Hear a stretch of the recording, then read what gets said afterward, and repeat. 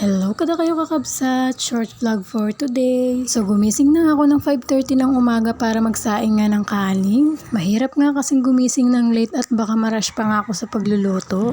Tanghali na nga pala yun at kagigising ko nga lang ulit. Pagkaalis nga kasi ng Papa ni Kyle papuntang trabaho, tinutulog ko nga ulit. Kahit nga hirap akong bumangon ng 5:30 ng umaga, kailangan talagang bumangon. Dahil nga syempre maagang pasok ng Papa ni Kyle sa trabaho.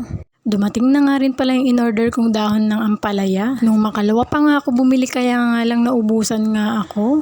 Matagal-tagal na nga din kasi ako hindi nakakapag-ulam ng dahon ng ampalaya. Masarap naman kasi yung dahon ng ampalaya kahit nga mapait.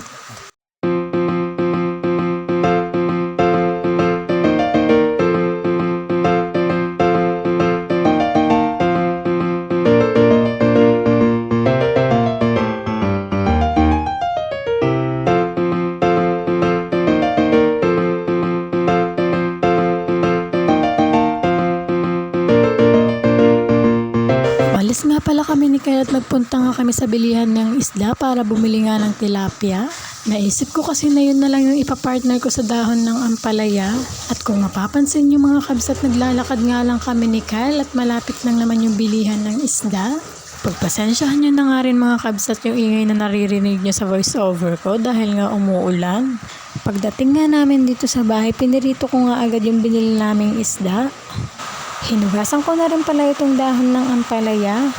Ako nga lang din naman na mag-uulam nito dahil ayaw nga ng mag-amat, mapait nga daw. Pero kahit nga mapait, may maganda nga itong naidudulot sa ating katawan. Dahil gamot nga daw ito sa subi-subi. Pero hindi ko nga rin alam kung ano yung subi-subi na sinasabi. Basta yun na yun.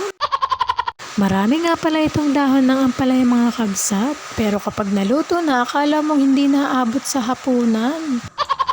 Pagkatapos ko nga magluto mga kabsat, pinaliguan ko na nga muna itong baby boss. Baka kasi pagkatapos namin kumain, tama rin nga na naman sa pagligo. Kaya mainam na napaliguan ko nga muna bago kami kumain. Tapos nga namin kumain ng tanghalian, nag-edit nga ako ng video. Habang naglalaro kasi yung baby boss, sinasamantala ko nga mag-edit ng video.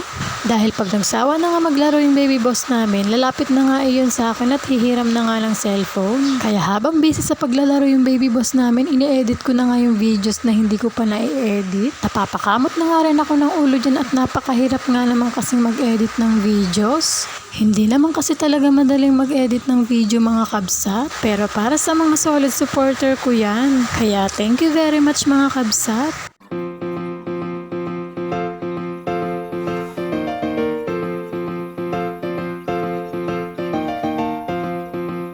Mag-e-edit muna ako mga kakabsat. So yun lang mga kakabsat. Babush!